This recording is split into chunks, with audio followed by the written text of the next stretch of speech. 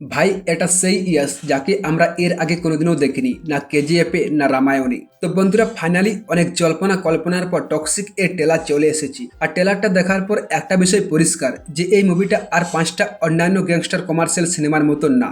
তো প্রথমেই আসি ইয়াসের কাছে। অ্যান্ড ভাই, নতুন করে বলার মতো কিছুই নেই, লোকটা একেবারে ফাটিয়ে দিয়েছে। ইয়াস কেজিএফ এর পর এতদিন কেন কোনো সিনেমা করেনি তা এখন বুঝতে পারছি। আর সব থেকে ইন্টারেস্টিং বিষয় হলো সিনেমার ফিমেল ক্যারেক্টার শুধু অনেকগুলো হিরোইনকে রাখাই হয়নি। ট্রেলার দেখে মনে হচ্ছে প্রত্যেকের একটা গুরুত্বপূর্ণ ভূমিকাও রয়েছে। বিশেষ করে কিয়ারা আডবাণীকে নিয়ে আমার অনেক ভয় ছিল যে এত বড় কাস্টের মধ্যে তাকে ঠিক কিভাবে ব্যবহার করা হবে, কিন্তু ট্রেলারটা দেখার পর মনে হচ্ছে তার ক্যারেক্টারে সব থেকে বড় ইম্প্যাক্ট ফেলতে পারে মুভির মধ্যে। এছাড়া রুক্মিণী বাসন্তের লুকটা আমার সব থেকে বেশি ভালো লেগেছে। তারা সুতিরিয়াকেও দারুণ গ্ল্যামারাসভাবে প্রেজেন্ট করা হয়েছে। আর নয়নতারাকে দেখে মনে হচ্ছে তার ক্যারেক্টারও কিয়ারা আডবাণীর মতনই গুরুত্বপূর্ণ হবে। আর তার লুক এবং স্ক্রিন প্রেজেন্স অসাধারণ।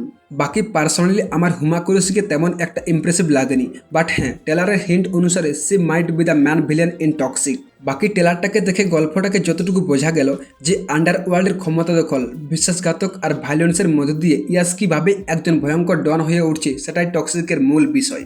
তবে সবথেকে ইন্টারেস্টিং এলিমেন্ট হতে পারে ইয়াস এর ছেলের টিকিট। ভাই, আমি তো এক্সাইটেড রায়া আর টিকিটের ক্লাসকে দেখার জন্য। আর একটা বিষয় অবশ্যই প্রশংসা করতে হবে যে একজন মহিলা পরিচালক কিভাবে ইয়াসের মতো একজন মাস হিরোকে এতটা ডার্ক, গ্রিটি এবং রিয়েলিস্টিক গ্যাংস্টার অবতারে উপস্থাপন করছে। বাকি সিনেমার ভিজুয়াল, ক্যারেক্টার ডিজাইন এবং ওভারঅল মেকিং কোয়ালিটি সত্যি ইমপ্রেসিভ। সব মিলিয়ে টক্সিক এর ট্রেলার আমার এক্সপেকটেশনটা অনেকটা বাড়িয়ে দিয়েছে। এখন শুধু দেখতে হবে 26শে আগস্ট সিনেমা হলে সেই হাইপটাকে মেনটেন করতে পারে কিনা। বাকি আমি তো টক্সিককে নিয়ে আশাবাদী। And what about you?